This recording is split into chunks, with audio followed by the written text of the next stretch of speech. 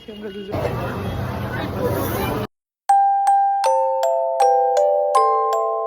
রাত্রি 12টা বাজে, সবার ঘুম ঘুম চোখ, সবাই আর পাচ্ছে না, সবাই বসে পড়েছে রীতিমতো।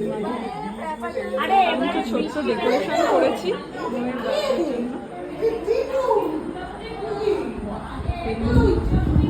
বেলুন টেলুন ফুলিয়েছি, বাট উড়ে গেছে, কোথায় কোথায় সব চলে গেছে।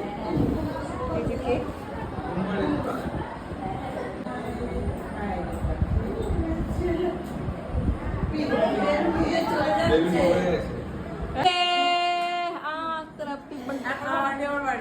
না না 12টা বাজে।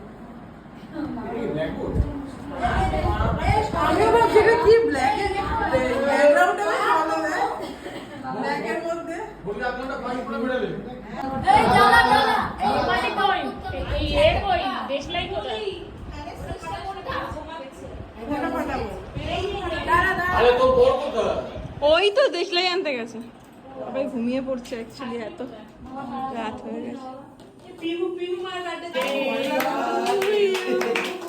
Happy birthday to you, happy birthday dear মো, হ্যাপি বার্থডে টু ইউ। সামনে থেকে তোলো, দেবাশিসকে দে। সবাইকে খাওয়াবো না, কেটে দিয়ে দিবি? ও ঠিক আছে, দে না, একটু দাঁড়া, একটু ফটো ভালো করে তুলেছি তাহলে। লাইফে বহুত কথা।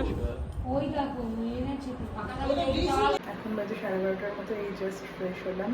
তোমরা দেখলে এখানে আমার বার্থডে সেলিব্রেট করা হয়েছে, একদম অন্যরকম একটা এক্সপিরিয়েন্স হলো। এবারে বাড়ি থেকে দূরে আছি, তো খুব মজা হলো। এবার ঘুমিয়ে পড়বো, কালকে ফেরার পালা। তো চলো ব্লগটা এখান থেকে কন্টিনিউ করি, আশা করি তোমাদের এই ব্লগটা দেখতে খুব খুব ভালো লাগবে। সবাই খুব টায়ার্ড, কারণ সারাদিন ঘোরাঘুরি হয়েছে, আমারও আর ভালো লাগছে না, এবার শুয়ে পড়তে হবে। হ্যালো এভরিওয়ান, গুড মর্নিং সবাইকে। সবাই কঙ্কালীতলা মায়ের মন্দিরে পুজো দিতে গিয়েছিল, এখন আবার মিউজিয়ামে গিয়েছে। আমার তো যাওয়া হয়নি, দেবাশিসও যায়নি, কারণ হচ্ছে পিহু ঘুমাচ্ছিল। তারপর ও তো এমনি ঘুমায় না, ভোরবেলার দিকটা একটু চোখটা লাগে ওর, যাই হোক তারপর উঠে গিয়েছিল, আর ওই জন্য আমার আর যাওয়া হয়নি। আর এখন তো আবার খাইয়ে দাইয়ে ওকে ঘুম পাড়িয়েছি, যাই হোক করে, কারণ এরপর অনেকক্ষণ ট্রেন জার্নি রয়েছে, তো আমরা তাড়াতাড়ি বেরোনোর চেষ্টা করবো। আর আমাদের একটা 10 না 15 ট্রেন আছে বোলপুর থেকে, তো সব প্যাকিং করছি, এখনো কিছু প্যাকিং করা কমপ্লিট হয়নি। এই যে আজকে আমার বার্থডে স্পেশাল ব্রেকফাস্ট বোলপুরে। সবাই এখন ঘুমানোর মুডে আছে, ফেরা হচ্ছে, এখন আমরা ফিরছি, তাই তো।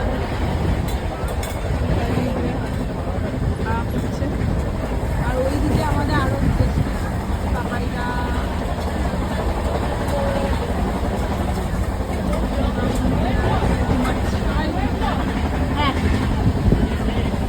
তুই তো জেগে আছিস, তুই আর সজলদাই জেগে, বাকি সব ঘুমাচ্ছে, সব ঘুমিয়ে পড়েছে।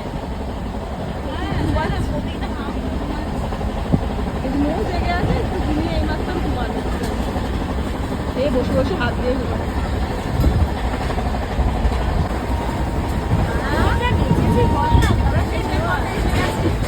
সবাই ঘুমিয়ে পড়েছে, আমরা জেগে এই জাস্ট বাড়িতে ঢুকলাম, মানে কি যে শান্তি হচ্ছে। বাড়িতে থাকলে মনে হয় কোথাও ঘুরতে যাই, কোথাও ঘুরতে গেলে মনে হয় কতক্ষণে বাড়িতে আসবো, মানে বাড়ির বিছানাটা পুরো টানে লিটারেলি। তো যাই হোক, আমি তো কঙ্কালীতলায় পুজো দিতে যাইনি, যেমনটা তোমাদেরকে বললাম। তো আমার শাশুড়ি মা গিয়েছিল, এই প্রসাদ এনেছে, এই এখন জাস্ট খুলছি। তো আর জন্মদিনে গিফটও পেয়েছি, সেটা তোমাদের সাথে পরে শেয়ার করবো, আপাতত একটু রেস্ট নিব। কোনোভাবে একটু তাড়াতাড়ি করে রেডি হলাম, দেবাশিস বলে একটু খেতে যাবো। আমার শরীর একদম ভালো লাগছে না, তাও ভাবলাম ঠিক আছে জন্মদিন, কিছুই তো হলো, ওটা যাই একটু খেতে যাচ্ছি। তো কোথায় যাবো, সামনাসামনি কোথায় যাবো, সোদপুরে প্রচুর রেস্টুরেন্ট, কোথাও একটা ঢুকে যাবো। তো চলো এখন বেরোই। এই লং ড্রেসটা আজকে আমি পরেছি, এটা আগেই ছিল আমার, একবার পরেছিলাম, পরলাম। বেরিয়ে গেছি আমরা দুজনে, দেখি কোথায় যাওয়া যায়। চলো তুমি এগো।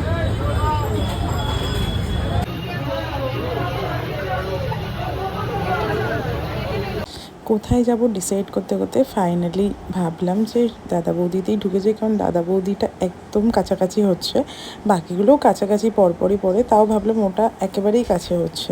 তো সেখানে ঢুকে ফার্স্টে ফটো তোলার জন্য ক্যামেরাটা যেই সেট করেছি, দেবাশিসের তো কথা বলা অ্যাজ ইউজুয়াল শুরু হয়ে গিয়েছিল। সত্যি কথা বলতে পিহুকে রেখে গিয়েছিলাম বলে আমরা একটু তাড়াহুড়োর মধ্যেই ছিলাম, তো আমরা তাড়াতাড়ি করে অর্ডারটা করে নিয়েছিলাম। আমরা অর্ডার করেছিলাম চিকেন টিংরি কাবাব, একটা চিকেন বিরিয়ানি, একটা মাটন বিরিয়ানি। আমরা একটু তাড়াহুড়োর মধ্যেই ছিলাম যেহেতু, তাই চিকেন কাবাবটা দেওয়ার পরপরই আমরা তাড়াহুড়োও করছিলাম একটু বেশি, কিন্তু টেস্ট খুবই ভালো ছিল। আর তারপরে আমরা কিছু ফটো তুলে নিয়েছিলাম, যেহেতু দাদা বৌদিতে সবসময় ভিড় থাকে, এটা সোদপুরের দাদা বৌদি, ব্যারাকপুরেরটা নয়। তো তারপরেই আমাদের বিরিয়ানিও চলে এসেছিলো। আমরা বিরিয়ানি খেতে খেতে গল্প করছিলাম, তোমরা দেখতেই পাচ্ছ ধোঁয়া উঠছে, মানে বেশ গরম ছিল, খুব ভালো লাগছিলো। কাবাবটা খেয়ে এত পেট ভরে গিয়েছিল, বিরিয়ানি তো কমপ্লিট করতে পারিনি, বাড়ি নিয়ে চলে এসেছিলো, পরের দিন আমিই খেয়েছি।